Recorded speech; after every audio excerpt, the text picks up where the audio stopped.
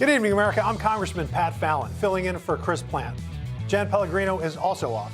Here's what everybody's talking about tonight. Joe Biden is trying to convince voters that the U.S. economy is thriving. And to use his own term, hey, come on, man. Plus, the establishment media caught defending LGBTQ activists chanting, "We're coming for your children?" And later, a new Reuters report revealed the only living president not descended from slave owners. And here's a hint. His name is not Barack Obama. We'll get to all this and more, but first, let's introduce our great American guest in the squad tonight. We have Ambassador for American First Policy Institute, Jessie Jane Duff, and Democrat political analyst, Jason Nichols. Also with us, Chief Communications Director for America First Policy Institute, Mark Loder, and Senior Advisor for President Trump, Jason Miller. Topping tonight's discussion, the Hunter Biden revelations are only the tip of the iceberg. This isn't about the president's son any longer. It's about the president himself. What we're learning about the Biden's family overseas business schemes from IRS whistleblowers just scratches the surface of the depths of this deceit. One of those whistleblowers, a senior IRS supervisor, Gary Shapley, told CBS News this. There were certain investigative steps that we weren't allowed to take that could have led us to President Biden. And you wanted to take them? We needed to take them. And you weren't allowed to take them? That's correct. WhatsApp messages obtained by the House Ways and Means Committee depict damning text from Hunter Biden to a CCP-linked Chinese counterpart demanding payment and using Joe Biden to get it. Another message from Hunter to his Chinese associate says, and I quote, "The Bidens are the best I know at doing exactly what the chairman wants from this partnership." Chairman? Is he talking about Chairman Mao? Chairman Xi? That's scary. And he's also claiming that he's oblivious, Joe Biden, he's oblivious to what his son does in his business ventures. Even to this day, he's still making that claim. President Biden, how involved were you in your son's Chinese shakedown text message? Were you sitting there? Were you involved? No, I wasn't. And I don't. Were you? No. Okay, so we got to. Are y'all buying what Joe Biden is selling here? No, of course not. I mean, when you look at the mere fact that he's always with his son, and he even brings his son to the White House for this enormous state dinner, and then tries to portray this image of, oh, but we don't talk like that, that is absurd. That's ridiculous. We all know that Hunter Biden and his father have clearly engaged in all of these money laundering impacts that they have had, and the American people deserve to get answers on this. Jason? Well, I would go to dinner with my dad, and we don't talk about the business I'm in. So I don't think that that's necessarily evidence. I think that this investigation is ongoing, and I trust in the attorney, Weiss. The probe into him, into President Biden, and into Attorney General Garland, I think that those are warranted. I think that what you saw in that 1023 and what Shapley is saying is worthy of a probe, and I think they can definitely look into it. You know, for years we heard the story from the Bidens, and it keeps changing. First it was, I never talked about business with my son. Then we start seeing the pictures. We start seeing the connections to all of the various business dealings where they did interact together. Now you see the story changing from the White House that the president and his son were not in business together. But we've also already seen the money trail of money going from all of these LLCs to the various family members. And note the word that Hunter used in that newly released WhatsApp message, the Bidens. Not me, Biden, not a Biden, the Bidens. And yeah, I understand the grandkids were in on it, the nieces were in on it, because they're all getting paid. But there's only one Biden with influence. That's Joe Biden. Being under the influence, Hunter, isn't something you can peddle. Well, Jason, President Trump's been saying this for years. Well, he has. He's been calling for a long time. It brings the whole new attention to where's Hunter. But Mark hit the nail on the head when he said Biden's plural. Because, again, it wasn't just Hunter. It was Frank. It was James. It was Joe himself. That's where I think they're going to get to. In fact, I think that's why Joe went out and said that Vladimir Putin was invading Iraq today as a way to go and distract attention from all these business dealings. But this is pretty bad. As they start to roll up here, ultimately, they're going to get someone saying, okay, here are the details and how you got the Bidens. The important point there in the clip that you showed, Gary Shapley, the IRS whistleblower, that was played on CBS News. That was on CBS this morning. And the fact that the mainstream media is now actually starting to cover this, it's only a matter of time till it blows up for Joe. No, and for me, in 2019, Joe Biden, when he was running for president, said he built this firewall. Nobody else did. He said, I don't have any idea what my son's doing in business, and I never met any of his business associates. We know that to be patently false now. We have him with Miguel Magnani and Velasco in the White House Brady briefing room giving them a tour. He had a Skype call with Carlos Slim, the Mexican billionaire. He had dinner at Cafe Milano with his business associates from Ukraine. I mean, it goes on and on and on. They even co-located in office in 2017 after Joe Biden got out of, when his term ended as the vice president. So why did Joe Biden lie when he was when he was campaigning? That's what's most concerning to me. What's upsetting is that he's not doing anything to tamp this down. So you're right. You could go out to dinner with your father and not talk about business, but he knows that his son is under this indictment. He knows that his son has gotten a sweetheart deal. And then they show up at the White House state dinner and Merrick Garland is there. It's the perception. They're basically snubbing their noses at the American people because they're saying we're untouchable. That's what it looks like. First of all, we're talking 21 LLCs, 9 Biden family members, and you're going to try to suggest that you're unaware, you didn't know, but that is just, at some point, it's not believable. What did we say? When it walks like a duck, looks like a duck, quacks like a duck, it's probably a duck. We know that this is a family that has been embedded with the CCP, embedded with our adversaries, taking massive profits, and it's so unfortunate because you know what? We would have known nothing about it had he not run for president. He could have retired with billions and it would have never been uncovered. Well, if we didn't have if the House wasn't controlled by the GOP, we wouldn't have had subpoena power. We wouldn't have been able to threaten to hold the FBI director in contempt. And what do the Bidens exactly do? What service do they provide? What goods do they sell other than influence peddling and access? When I read the 1023, the FBI was in the room. They wouldn't allow us to take notes in the room. Nothing, no pictures. So I had a notebook and a pen right outside the SCIF. I read it slowly for an hour, tried to retain as much as possible, and even with the FBI watching, I took down all the notes. There's several things. You could teach a 3-credit college course at what was in that. But one thing that really struck me was the big guy. The oligarch tells the FBI informant, the FBI's own description of this fella is he's highly reliable, he's dependable, we've been using him for 10 years, we've been paying hundreds of thousands of dollars, everything he's always said has checked out, and they refer to Joe Biden as the big guy. The oligarch. The oligarch doesn't know Tony Bobulinski. The oligarch doesn't know Rob Walker and the others. All of these little pieces of a puzzle are fitting perfectly together. And that's what's scary to me. If you had talked to us 3-4 months ago, we could have proven $1 million of funds going directly from foreign individuals to the Biden family. Now we can prove definitively 10 million. And if you believe the 1023, 20 million. And we believe it's as high as 50 million. What family has 170 suspicious activity reports? Yeah. Most people don't know what those are. Well, and especially when they go back and start connecting it to the Air Force 2 trip to China, for example. What did Hunter do for that couple hours that he disappeared? Well, I think we're starting to see some of the results of that. Yeah, and I was a business guy. I didn't form 21 shell companies. No. And by the way, if I ever get accused of something, I'll put this investigation should have never even begun if they're clean, because if I were Joe and Hunter Biden, I would have said, here are all my bank records. I've never done anything. This is what we did for a living, and this would have been over. But they're doing the exact opposite. They're lawyering up, dragging their feet, fighting us. And we found all this information out just with just subpoenaing just a few of their known associates' bank records. Yeah, here's the thing, I believe people should be transparent, should show records, and I agree with you 100% on that. I'd like to see all candidates' tax records, but we haven't seen that in the past. People have been not showing a lot of their tax records. So I think we should be transparent with the American people. I think Biden should do that. I think Hunter Biden, if he has committed more crimes, as I said, the investigation is ongoing. I think it's probably going to turn up something else. We don't know the connection to the president, and we need verified information. Even though you read that 1023, we know that that's not verified. And the point that I've been making on this show over and over and over again is you don't want another situation where you have the Steele dossier.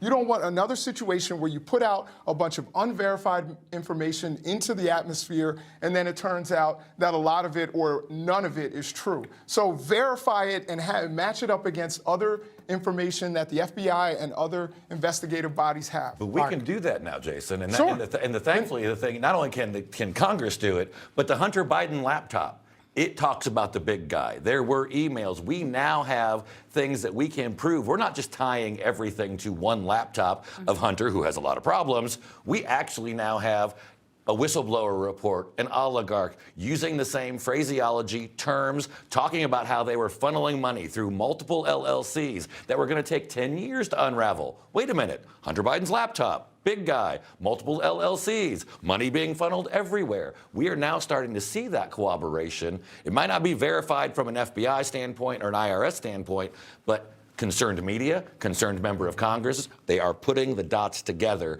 This thing is looking bad, to Jason's point. When the mainstream media starts getting involved, it's going to go downhill quickly for Joe Biden. But you also know that Donald Trump's tax records did get revealed by the J6 committee, and there was nothing there. So they basically were strong-arming him. No, there was nothing there in his tax records that they were trying to say that he was doing illegally. They were so convinced that this man was manipulating the tax codes, and in reality, they were able to obtain that by a Supreme Court order that actually should not have happened. In fact, like what they did with Bill Clinton when they said that they went after Bill Clinton, the Supreme Court made a ruling. I think that presidents do have an obligation to be able to retain certain information, but the Treasury Department has proven all of this tied right to the Biden family. But, you know, the difference with the Steele dossier is that's a complete work of fiction. Yeah. And everything that we found out corroborates the other information. This is, I believe right now, we could prove the level and threshold of preponderance of the evidence. We could do preponderance. We're not quite yet to reasonable doubt. So we don't have a smoking gun, but I'm smelling the gunpowder. Oh, yeah. Yeah. Hey, so I would just say this. In terms of the money issue, you're bringing up Donald Trump.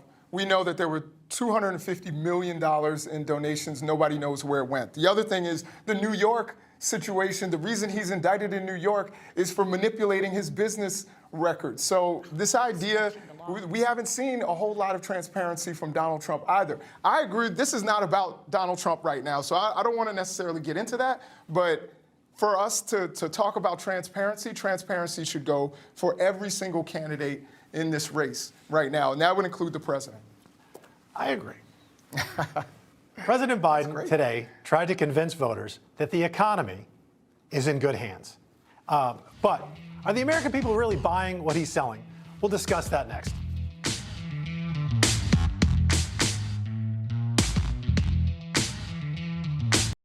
Are you better off than you were 4 years ago? Is it easier for you to go and buy things in the stores than it was 4 years ago?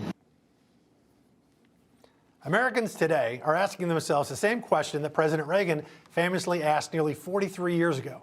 And the answer to that question, according to the new polls, is no, they're not better off than they were 4 years ago. A new Associated Press survey showed that just 33%, 1/3 of Americans approve Joe Biden's handling of the economy.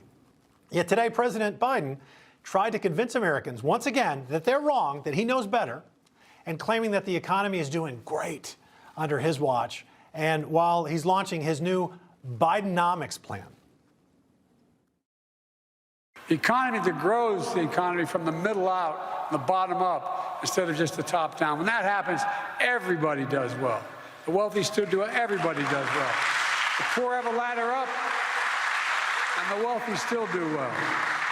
We all do well. This vision is a fundamental break from the economic theory that has failed America's middle class for decades now. It's called trickle-down economics. So is there anything to this new pitch that will change voters' minds? Jason, please.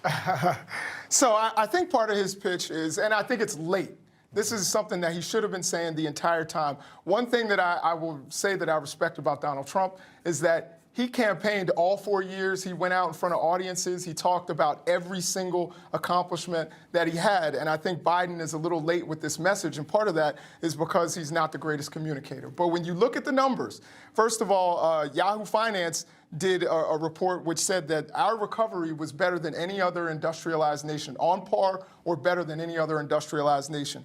We've created 13 million jobs. We have the lowest unemployment on record. We have the lowest black unemployment on record by far. We've lowered insulin prices. And while people may not be buying it because of inflation, which, by the way, is the purview of the Fed, I think Jerome Powell needed to get out ahead of that way earlier than he did. Inflation, in terms of costs rising, is not, it's falling, but it certainly is not where it once was. So I think that's going to be a challenge, but I think he needs to go out in front of the American people, talk about wage growth, talk about some of the accomplishments that have occurred under this administration. And when you look at it objectively and not with, partisan eyes, the American people have done much better than most of the world. Jason, you were laughing. Oh, man, I gave you you gave it the college try, Jason. The reason why Joe Biden is out there trying to grab the economy is because he knows that he is completely screwed when it comes to voters in the general election. In fact, Quinnipiac just came out with a poll a few minutes ago showing that President Trump is beating Joe Biden in the general election in the state of Pennsylvania. And the fact that Biden is now embracing a term like Bidenomics, which again, that was created not as a positive. I mean, that was created as a way to go and stick him with the economy. Look, folks like me will spend hours to think of terms and phrases and things that will stick to a political opponent. The fact that Joe Biden's now going out there with a printed banner that says Bidenomics and he wants to own the economy, he wants to own inflation. Yes, and I realize year on year right now it's at 4%, but it's up almost 15% since the beginning of his administration. This is terrible. I mean, you take a look at black households, when you look at the median household income for black families in America, it's not keeping up with wage growth. And also with the inflation going up, you look at the fact of what's happening with families that are struggling on the issue of inflation. Biden's in terrible shape, but if he wants to embrace it, more power to him. Mark, do you think this is just a vain attempt to try to take a terrible weakness and make it a strength? Yeah, and I think it's an idiotic attempt from a messaging standpoint to Jason. As Jason pointed out, Reaganomics was created by other people. Because Reagan's economy was so strong. He didn't go out and proclaim Reaganomics as his own. Joe Biden is taking a horrible economy. And I think to Jason's point, though, over here, is that they are misreading. Look, I get it. For the last 40 years, we have judged the economy on the unemployment rate. This is not that economy. We're not in the economy from the 90s on. We are now in a 70s, early 80s economy when people aren't necessarily worried about losing their jobs. They can't pay their bills.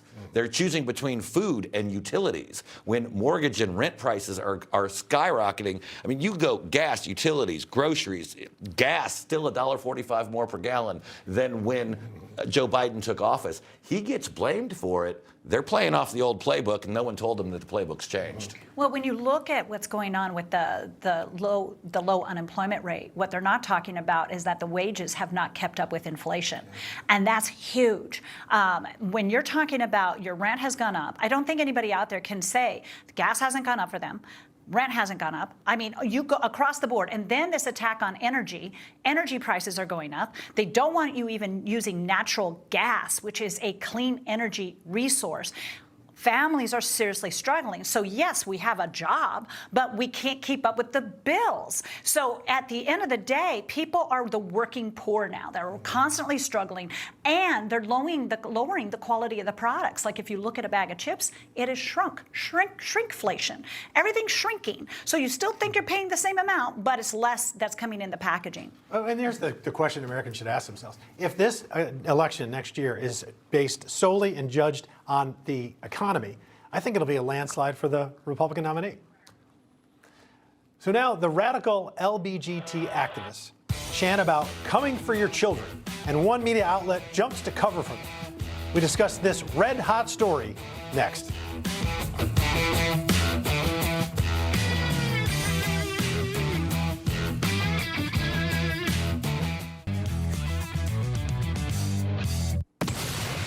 Tonight's red hot story, NBC News is jumping to cover for the LGBT, or as I call them, the alphabet peoples. Remember this chant over the weekend at the Pride Parade? This is a chant that sparked outrage, and rightfully so, to which the NBC News wrote this report. The Coming for Your Children chant has been used for years at Pride events, according to longtime march attendees and gay rights activists. Except that wasn't true. Twitter even had to fact check it, saying coming for your children is not a historical part of Pride. This article is thus a misrepresentation of Pride's history. NBC got it wrong again. Maybe they're going to have Brian Williams come back out and anchor for them. But, you know, what are we talking about here, Jay? No, I think what we saw in the clip there was a preview of the Democratic convention in 2024. The Democratic Party has completely lost the plot here. I mean, the fact that they're embracing this, the fact that the media is pushing all the wokeness and all the craziness. Look, I think this has gone too far with most folks in middle America. I think once you start talking about sexualizing children in dynamic like this, I think it really starts to get bizarre. And people who say, you know what, more of a libertarian perspective, I kind of, what people want to do on their own, that's up to them. When you start pushing it in front of kids, that's where I think you lose people and where you cross the line. Yeah, Mark. It just boggles my mind that NBC tries this really bad spin to cover up for this. They're trying to make this sound like, well, first it's a long time of history. Then you read further in the story and they're saying that, well, no, they're actually saying it to mock what they think the extreme right is saying. It's like, you're saying what we've been have been accusing you of wanting to do, and now you're openly admitting it. Just leave our kids alone. Jason. Well, a quick Google search, and people have been saying this since at least 2021. So it's not new. It's not that's like not historical either. Something they came. Yeah, no.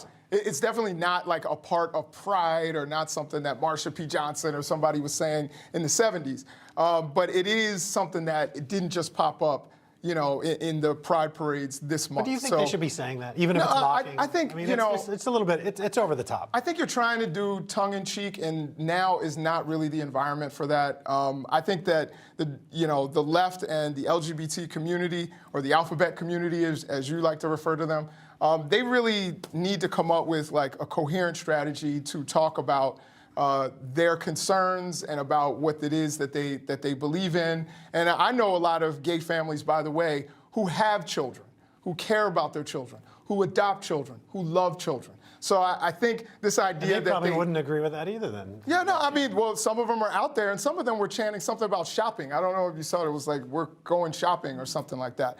But there are people out there who wanted to make some sort of tongue-in-cheek statement, and now is not really the environment for that. I don't think it's tongue-in-cheek. I think it's very profound, because for NBC to try to cover for this by essentially trying to normalize it, that tells you a lot about this type of media that they're trying to pump down our throats. Let's look at what's going on right now in Montgomery County. You have Muslims and Christians and lefties and righties all coming out against what's going on in those schools. They have pressed the wrong buttons. You've got people on the left now that are upset because they're sexualizing children with what they're teaching in school. They're teaching children what they should be drawn to sexually or how to handle their sexual reactions. And these children are not of age to even handle these dialogues. And parents are fed up. And then you turn around and try to normalize that we're coming after your children. The two are not connected.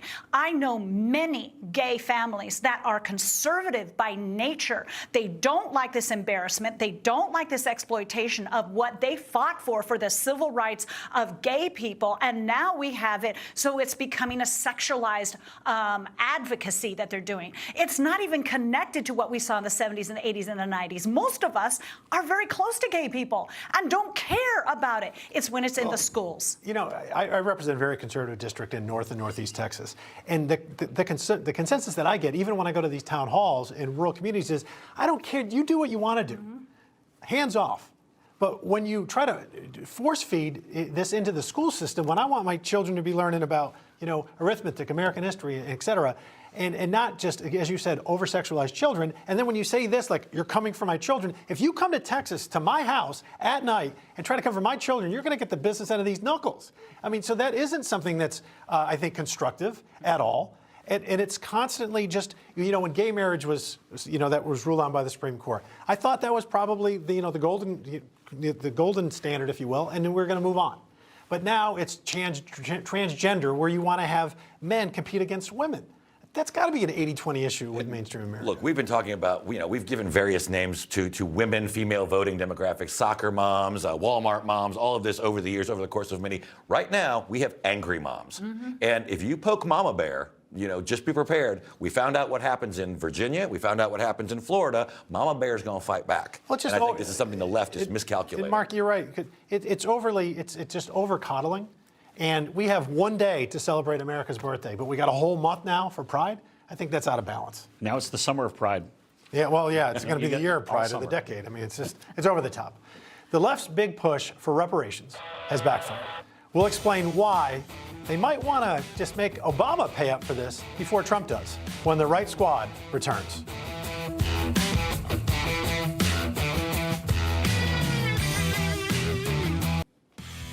A Reuters investigation took a deep dive into which politicians were direct descendants of slave owners. And what they found was President Joe Biden and every living former president except one are direct descendants of slave owners, which includes Jimmy Carter, George W. Bush, Bill Clinton, and even Barack Obama. That's right. Which name didn't you hear? Donald J. Trump. That's because President Trump's ancestors came to America after slavery was abolished. Was anybody shocked by this, Jesse? I absolutely wasn't. I mean, honestly, Donald Trump has been somebody who has been an advocate for civil rights. He desegregated Mar-a-Lago when he purchased the property. He won a civil rights award. He has been very proud of including all Americans into every aspect of business. In fact, the first female to design a skyscraper in New York was because of Donald Trump. He's been inclusive all the time. And so it just kind of, to me, fits that DNA because it didn't get passed down generationally, any type of discriminatory attitudes or prejudices, because it kind of came here with a clean slate. I like that. And Jesse, before 2010, can anyone on this panel remember any report or accusation that President Trump, when he was not political, was racist? Oh, no. He was in every hip-hop movie. I remember seeing him on Fresh Prince of Bel-Air. I mean, Donald Trump was the man. He was on Fresh Prince of He was on Bel-Air. Fresh Prince, and he also, they said, in a lot of the rap, they would say, rolling like Trump. Or I remember that. As a yeah. kid. So Trump has a legacy of being cool. Jason, does Fresh Prince get you credibility? A resident rap commentary. No, she is right about hip-hop embracing Trump because Trump is very, audacious and he's bold about his wealth. So yeah, I mean, she's absolutely correct about that. I would say I would disagree with no one accused him of being racist. First of all, the federal government did in the 70s when he put a C on people's apartments. It was segregating apartments that he owned in Brooklyn. So the idea that he's never been called racist. The other thing is Central Park 5, if anybody is familiar with them, now the exonerated 5, actually one of them actually just got elected to the city council in New York City. So people have said that, and if you read John O'Donnell's book who was a former president of the Trump Organization, about Donald Trump, he made a lot of allegations, including that Donald Trump said, black people counting my money. I hate it. I want the short guys that wear yarmulkes. So again, there have been allegations. We can't say that there haven't been allegations. And she is right that he does have immigrant parents, or at least his father, I believe, was a descendant of immigrant parents, and his mother was from Scotland, I believe. So he does not have the direct connection to slavery. That is absolutely true. There are allegations. I'm not saying it's true. There are allegations that his father was a part of a certain organization that was anti-black. Now, again, Well, he had all that aside, Come on. all that aside, Well, I don't think that this means necessarily anything. We're talking about people's ancestors. So let me just say that there's no guilt on let anybody. me just jump here on this. So Sure. first of all, you're talking about Joe Biden, who very famously was one who led the charge on the crime bill back in the 90s, didn't want his kids to participate in any aspect of busing, someone who palled around with a former Grand Wizard of the Ku Klux Klan. You're not going to find that about Donald Trump. That was Joe Biden. But Joe Biden was palling father was part around of the Ku with a Klux former Grand Wizard of the Klan. I mean, that's just ridiculous. But here's the thing that I think that we're all missing. The fact that Reuters did not set out to say that the initial aspect, we're going to go and show that President Trump is the only living president to not have an ancestor who is a slave owner. They set out to try to find out if they could stick President Trump. I'm surprised actually the editor even let it go to print on the fact that it cleared him. The way that we see the media pushing division and trying to divide our country further on something like this. And for the record, I mean, look, if someone said that someone in Biden's family centuries ago was involved in that, it doesn't have anything to do with Joe Biden. The fact that too many people in media trying to divide this country is disgusting. Yeah, I agree exactly with what Jason has said. Look, and I think it goes to the broader question of reparations. No, not Jason Miller. What Jason Miller said. No, I think it goes to the broader issue of we don't hold family members accountable for the crimes of their ancestors. We don't, unlike many other countries, jail the family if the father commits a crime or exile a family. We do not hold you accountable for the sins of your ancestors. And so whether it's Joe Biden, Barack Obama, Bill Clinton, Donald Trump obviously doesn't apply. Mm-hmm. The sins of your forefathers are not ones that we should be bearing on a future generation. I mean, you could have a whole show just on talking about reparations. I think it's incredibly impractical and divisive, and it doesn't move the country forward. But let's just say you had somebody that was a slave, and then they were freed, and then they became a slave owner. What is their ancestor or their descendants? What happens with them? Are they just a net neutral? They don't pay in and they don't collect?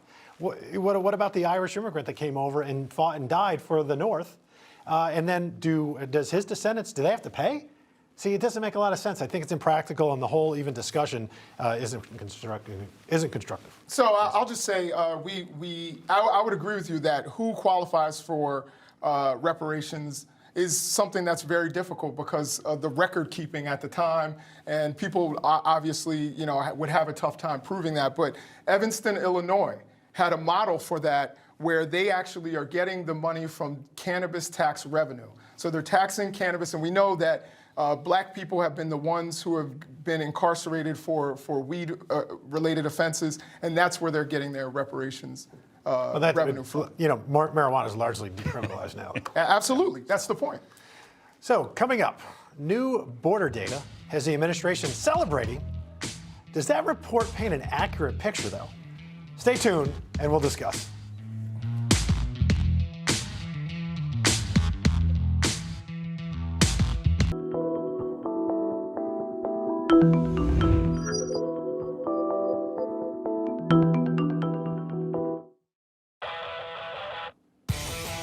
Ladies and gentlemen, new border numbers are out. The Customs and Border Protection is reporting there were 204,561 encounters at the southern border in May. The administration, get this, is praising this report, claiming the numbers are down from the same time last year.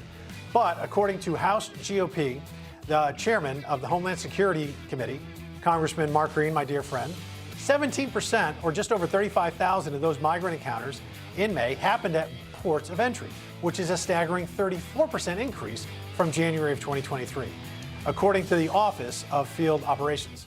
So why does this administration insist on fudging the numbers and playing a shell game when it's, how's it doing this counting? So real quick, in May, the last May President Trump was in office, there were 23,000 illegal border crossings.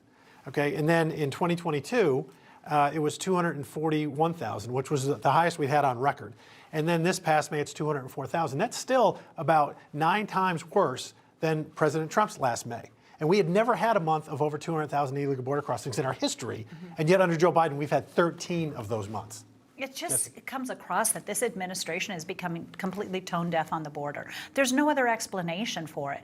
They reversed all of the Trump policies. They ensure that now illegals are lined up to come over. And they're not just coming from South American countries. We've seen lines of Chinese. We've seen people from Middle Eastern countries. We have seen people from Cuba. I mean, you name it, they're coming over. Russia. And you also have had just about under 200 identified known enemies of our country getting over the border. And these are the only ones that we have caught. So keep in mind how many gotaways are out there that got below the radar. The fact is even Trump says the numbers of about 5 million illegals is probably low. He dares to say that there's close to 10 million. And I would say that's probably accurate, because how accurate can the numbers be when you have numerous gotaways that aren't even being visible, that you can't visualize? Well, to your point, you've got 5.5 million known encounters. You got 1.5 million known gotaways, which for the folks at home is when Border Patrol is so overwhelmed, they see people crossing, they take note of them, but they don't encounter them. What about the unknown gotaways? Absolutely. That's the number we don't know. Jason. So I would say, the comparison to May of 2020 is a little, I don't think that's a fair comparison, because COVID and the world was shut down and it was hard to travel anywhere. So I don't think that that's a fair comparison. We saw in 2019 under Donald Trump, that was when you had the last surge and the last spike. We've had, again, big spikes over this administration. I think that they're touting these numbers because that's when you had the end of Title 42. I would disagree with Jesse. I love you, but I disagree with you here because a lot of what Biden has done is actually copying a lot of the Trump policy, particularly when it comes to asylum. You have to claim asylum in a country before you get to the United States in order to be eligible to get asylum at our border. So I think that a lot of it, if there's anything that the Trump people can do, they can claim, hey, you took our idea, you stole what it is that we were doing. But Mark, they're bragging about a month, 204,000 encounters, when before Joe Biden took office, we'd never had a month in our history of over 200,000. It is the second highest May ever recorded. Ever. And by the way, last year was the highest May ever recorded, and there's a reason for that. And so I at the American First Policy Institute, I work with the former acting Secretary of Homeland Security, the guy who built the wall and secured the border. They view this as a deterrent problem. We viewed it as a deterrent problem. They view it as a processing problem. And the reason why the numbers are going down is because they're routing everyone through this app that they created, telling them to come to the border, saying, oh, hey, please stop at your local ICE office when you get wherever you're going, and just tell them they're there and they'll get you a court date in 3 or 4 years. So the honor system. No one's doing that. I mean, this is just a mirage to try to bake the numbers to make this really big problem go away. Jason, didn't President Trump get this right for the 4 years, and Joe Biden's getting it terribly wrong? Well, he did. And keep in mind, the reason we're in this crisis right now is because Joe Biden stood on that Democratic debate stage and said, if you can get to the United States, then we're going to pass amnesty. If you're here, we're going to take care of everybody here illegally. That's what led to the surge. Remember when Joe Biden was getting inaugurated, people showed up to the border with Biden T-shirts saying, let us in. This is happening because of Joe Biden. But you're right, Congressman, the fact that all of President Trump's policies worked, remain in Mexico, Title 42, build the wall. That's why you're seeing so many of these even being kept by Joe Biden, because they work. The fact of the matter is, if we don't get President Trump in, it's going to be a real problem. Well, and I think the Mexican drug cartels love Joe Biden. I mean, they're making about 50% more in profit because they're charging roughly $4,000 a head for people crossing the border. But also with their illegal narcotics trafficking, it's about $25 billion a year, but $12 billion rather now just in all of the migrants that cross the border. Then they will take a sector and they'll flood it with migrants, and then they'll smuggle the drugs 2 miles down the road. So they're interrelated, and it's really sad. And there is a term that I will say it over and over again called child recycling that goes on at the border, and moms at home find out what that is. It's horrifying. And ladies and gentlemen, Joe Biden has made every state a border state, not just my home state of Texas. Now, Bud Light is trying to recover from the Dylan Mulvaney brouhaha, or as I like to call it, the $27 billion crying game, because I would be crying if I lost $27 billion for sure. Now they're trying it with a new ad campaign. Will this bring customers back? We'll make our predictions next.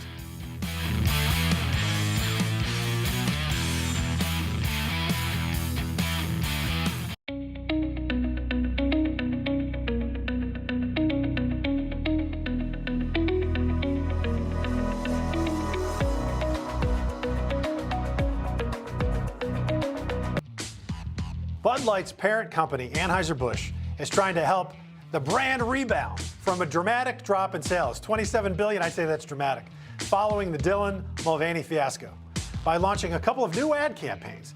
Today, kicking off with That's Who We Are Drive, with an ad featuring workers. And another campaign, it's calling Easy to Summer, which follows the more traditional beer commercial formats Americans are used to, basically the fun in the sun. The company is also offering, get this, $15 free beer rebates. I've never seen that. Beer rebates. I love that. I'm Irish. For the holiday weekend. But will the gimmicks really work? Now, so we're going to make our predictions. Will Bud Light ever recover? Will that brand? So I'll start. I think patently no. They took, as my coach Lou Holtz said, he said, gentlemen, can you tell me talk with a little lisp? Years to build, seconds to destroy. In English, what the coach was saying was years to build and seconds to destroy. And that's what Bud Light did. They had a brand. It was the #1 selling beer in this country. And then they decided to celebrate 365 days of womanhood with a man. Yeah. And that was just a little bit too much for middle America. And then they lost, I can't believe, $27 billion. Let's go left to right, only physically, not ideologically. Jason, go ahead. I think Bud Light is done. And I think poor Spuds McKenzie, all that hard work that he put into promoting Bud Light only to have this happen. But I think what's really happened here is Bud Light has been exposed for being a terrible beer. Has anyone here had a Bud Light in recent years? It's terrible. And now people realize, like, you know what? Yeah, we could say that it's terrible. I think they're done. Hopefully they diversify their portfolios with something else, but I don't see it ever coming back. I think Spuds McKinsey's rolling around in his little doggy grave right now. Poor guy. I'm reluctantly going to say yes, they will recover for one reason. They have more money than just about any other brewery in the country, and they can spend it. I mean, they already have a lock. I was at a baseball game here recently, professional baseball game. They only offer you Bud Light or something, and I'm a light beer drinker in general, not Bud Light. But those are your choices. Either something I really don't like, or you have to have a Bud Light. So I got a Coke, so I got a Coke. But they can force the issue that way, and no other brewer can do so. I will say it's going to take them a while. They may never get back to where they were, but they'll recover. Well, like Henry Ford, you can have any color car you want so long as it's black. You know? Jason. Hey, well, listen. I just want to say to Mark, start drinking regular beer instead of light beer, and you might get swole like this guy. You know, I'm already swollen right here. You need the calories, bro. I think it's going to be a slow climb, but I think that, again, like Mark said, you know, these corporations, they're hard to bet against. You know, let's not stereotype the Irish. That's another thing that I want to say. That was cultural appropriation by myself. I want to stand up for my Irish brothers. And I remember, you know, Bud Bowl. That was great. If they can come back with some sort of marketing like Bud Bowl, where I think it was Bud against Bud Light, I think they can actually come back a little quicker. Maybe America versus China. Hey, maybe it'll work. Time does heal all wounds. It just won't be quick. And I think for American women to celebrate womanhood with this dude was such a slap in the face. And we continually see that when Target was doing those tuck swimsuits and things to that effect. We're just like, why can't you use women to advertise for women? And I've been to the Bud Light, I've been to the Budweiser in St. Louis and took a tour. And it's a fascinating company, the history, but I do agree with Jason. It's horrible beer. It's watered down, and Modelo has vastly grown in their market, and that is a great lager, just letting you know. Well, I want to thank our guests, and I was surrounded tonight by 4